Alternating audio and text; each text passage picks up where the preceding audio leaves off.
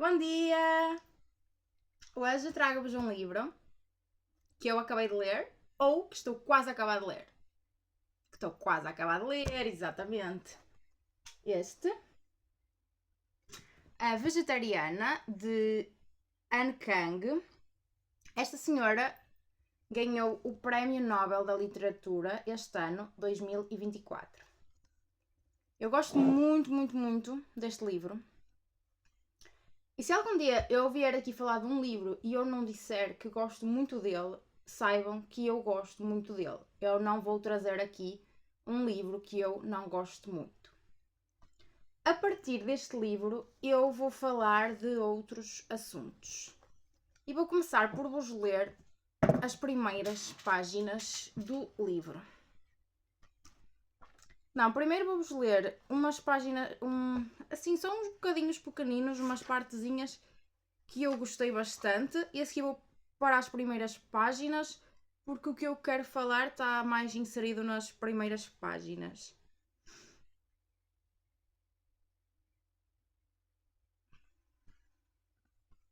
Ele olhou fixamente para a cara dela, que luzia de suor, e depois os seus olhos percorreram os contornos daquele corpo tão próximo.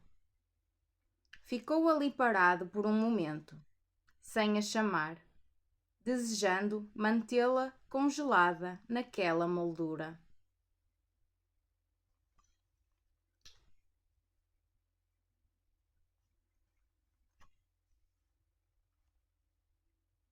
E o aspecto geral do seu corpo, tirando as coxas que para ele podiam estar um pouco mais cheias, era de uma ausência de excessos bastante atraente.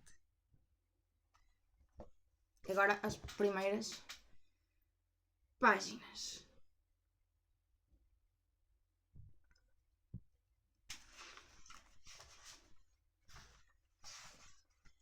Eu à procura das primeiras páginas. Enfim. Quais serão as primeiras páginas? Antes de a minha mulher se ter tornado vegetariana, sempre pensei nela como alguém que não tinha rigorosamente nada de especial. Para dizer a verdade, quando nos conhecemos, nem sequer me senti atraído por ela. Altura mediana, cabelo cortado a direito, nem curto nem comprido, pele amarelada, com um aspecto pouco saudável, maçãs do rosto ligeiramente pronunciadas, o seu ar tímido e frágil, disse-me tudo o que precisava de saber. Quando se aproximou da mesa a que eu já estava sentado, não consegui deixar de reparar nos sapatos que trazia. Os sapatos pretos mais vulgares que se possa imaginar. E aquele andar, nem apressado, nem vagaroso, nem firme, nem afetado. No entanto, embora não tivesse nada de muito atraente, nada tinha também de repulsivo, e por isso não havia motivo para que não nos casássemos. A personalidade passiva dessa mulher em quem eu não conseguia detectar frescura, nem encanto, nem nada de particularmente refinado, servia-me na perfeição.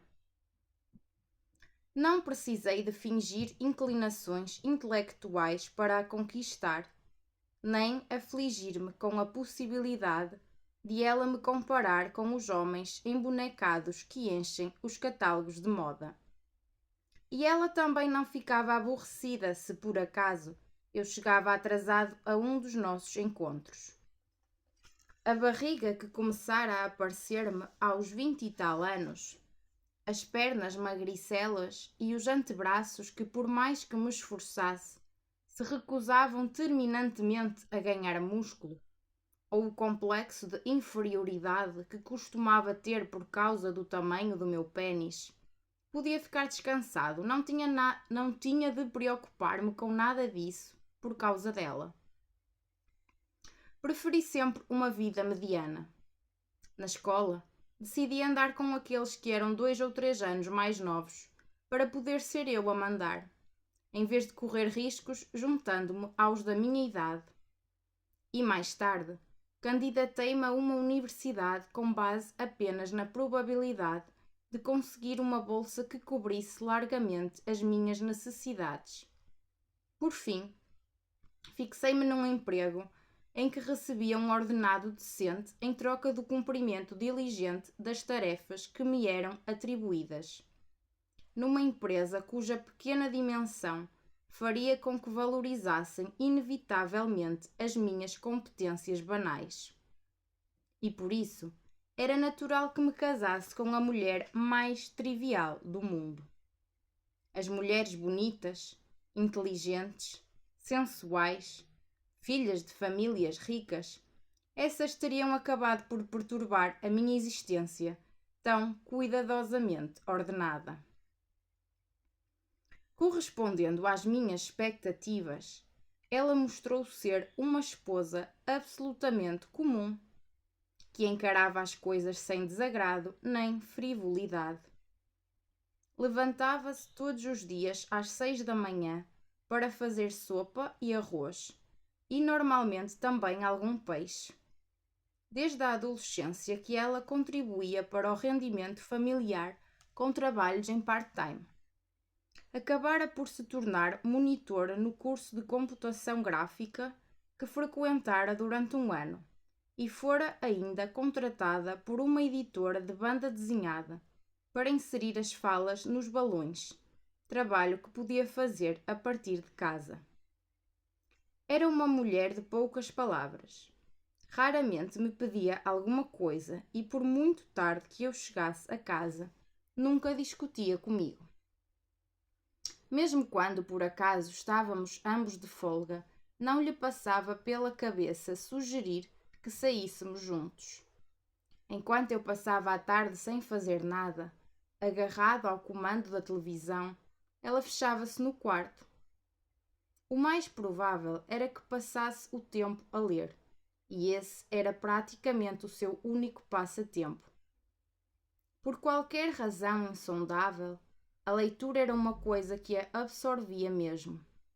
Lia livros que, pelo aspecto, deviam ser tão maçadores que eu jamais conseguiria obrigar-me sequer a passar além da capa. Só à hora das refeições é que ela abria a boca e emergia silenciosamente lá de dentro para fazer a comida. Verdade seja dita que, com aquela mulher e aquele estilo de vida, era impossível que houvesse algo de particularmente estimulante nos meus dias. Esta é a descrição que o marido fez dela.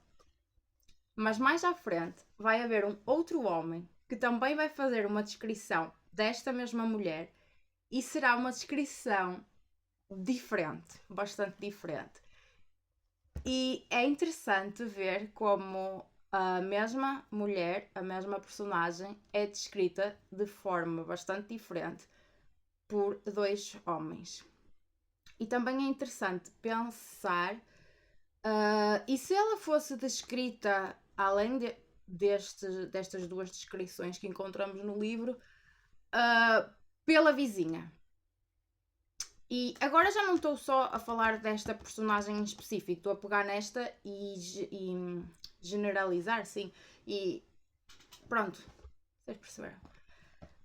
Pegando numa personagem, numa mulher, por exemplo, e se ela fosse descrita por uma vizinha, e pela professora, e pela avó, e pela filha, e pela amiga.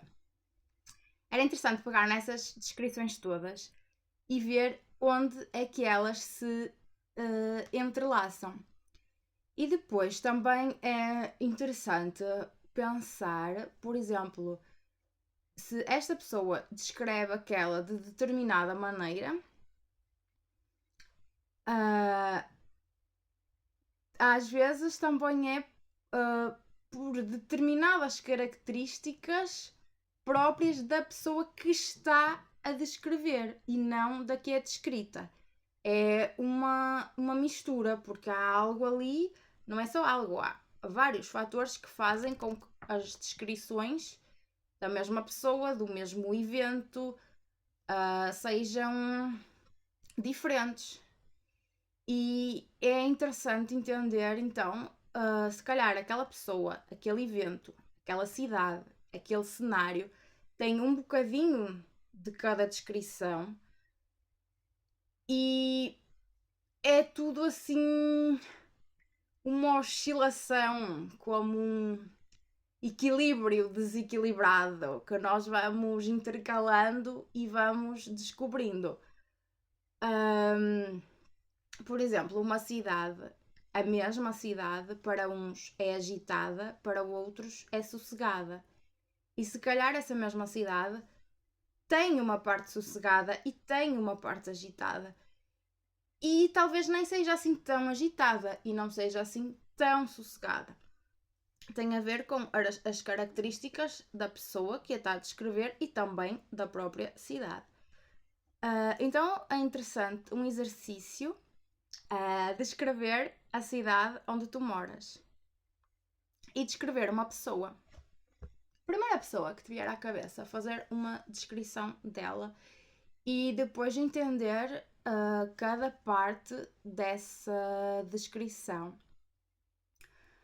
Por outro lado, na descrição são-nos apresentadas várias características daquilo que está a ser descrito, mas também podem ser apresentadas essas várias características através de uma narração ou até de um diálogo. Por exemplo, em vez de ser alguém a descrever exatamente aquilo, podem-nos estar a contar alguma coisa e o leitor, nós, como leitores, é que vamos tirar as nossas conclusões de como é que aquilo é, consoante o que está a ser contado. E num diálogo também, através da conversa entre as personagens, nós podemos tirar conclusões, ou também pode acontecer que esse diálogo não nos revele grande coisa, porque é uma interação. E pode ser que a personagem seja diferente naquela interação, ou sozinha, ou noutra interação. Mas num diálogo também pode haver ali uma resposta de uma determinada personagem que seja muito importante para alguém, que impacte de alguma forma.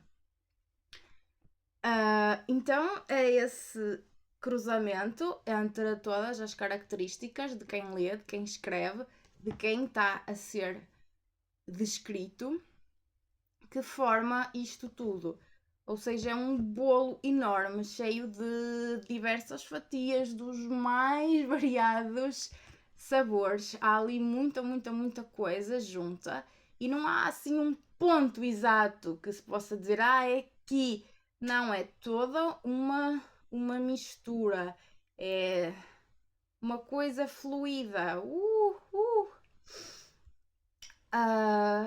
E neste seguimento, quando nós queremos entrar numa história, aprofundar aquela história, nem sempre a solução é ficar ali agarrado à história e olhar fixamente, diretamente para essa mesma história.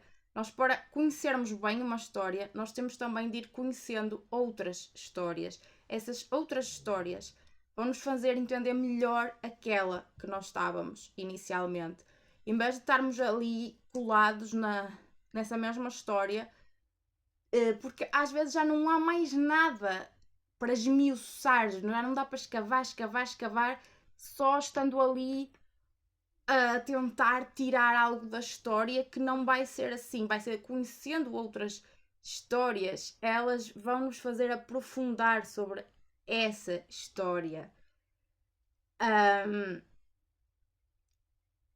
Porque é o resto que está à volta vai nos fazer aprofundar sobre aquilo. Não é só diretamente aquilo. Diretamente aquela história, aquela descrição, aquele diálogo. Nós temos de ir conhecer outros diálogos para entender melhor este diálogo. E hoje ficamos por aqui. Beijinhos. É este o livro que eu li um bocadinho. Até à próxima! Obrigada.